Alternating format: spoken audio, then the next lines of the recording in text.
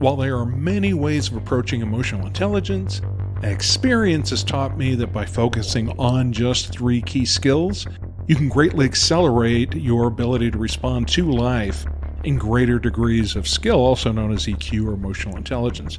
I'm not sure why more EQ teachers don't talk about this, but by the end of this video, you'll be well on your way to mastering EQ, and what I have seen is the fastest way. First, what is emotional intelligence, or EQ? I define emotional intelligence as 2 things: skillful awareness and skillful action. Effectively acknowledging or becoming aware of emotions that make up our inner world and those around us, and acting or reacting in the most effective way. Daniel Goleman, in his book Emotional Intelligence, defines EQ as the ability to recognize, understand, evaluate, and manage one's own emotions and those of others.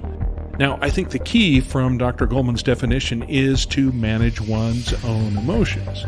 That's what I was talking about with skillful action, and that's how we know if someone has truly upped their EQ game. So what are these 3 EQ acceleration secrets? I'll reveal them. Secret number 1 is skillful awareness. Yeah, it's mindfulness, but with an important distinction. And the secret is to lightly acknowledge the emotions you notice in the moment of awareness. Let me illustrate with a true story. One dark and stormy night, I hit a pedestrian who was crossing the street in the wrong place and, of course, wearing all black clothing. My heart was pounding out of my chest.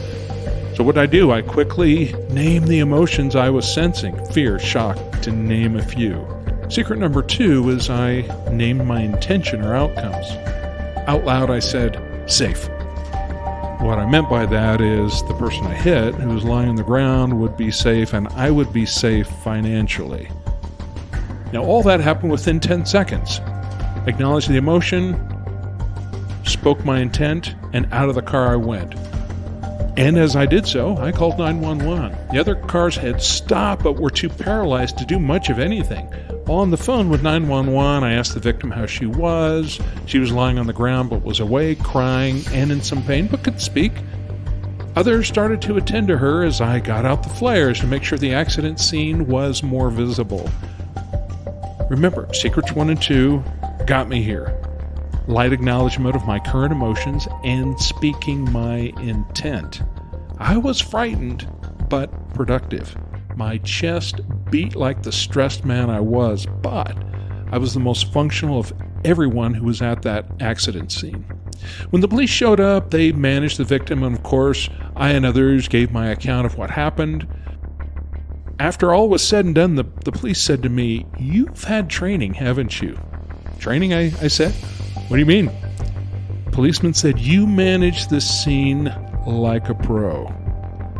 You'll be fine." Now, the training I had, I was teaching a course on emotional intelligence that I had developed and offered, and I thought it would come in handy, and wow, did it when the chips were down. Now, you might be wondering, okay, so 1 and 2, acknowledge, 2, intent, got it. What is secret number 3? Well, that's movement. That includes how we manage our breath and how we physically move as we play out the intent. Remember the word safe that I spoke in my intention? I got video testimony from witnesses. I filmed the victim doing well as the paramedics attended to her. And yes, on the phone I also caught her telling him that she had struck gold. After all was said and done, I was protected financially, and it wasn't my fault. The victim sustained only bruises, and because I was moving slowly when we had met that night. So the 3 secrets of emotional intelligence I capture as the acronym AIM: aware, intention, and movement. With skillful awareness, touch the emotion, speak it, the belief, the fear, whatever it is, but you're lightly acknowledging without creating a story about it. It's not your fear, it's just fear. Do you see the difference? The universe is energy, so it's just our way of helping that energy move in a direction that works for us. I like to speak it out loud, then let it go. I won't go into why surrender works, but every spiritual teacher since the dawn of time has taught some version of surrender.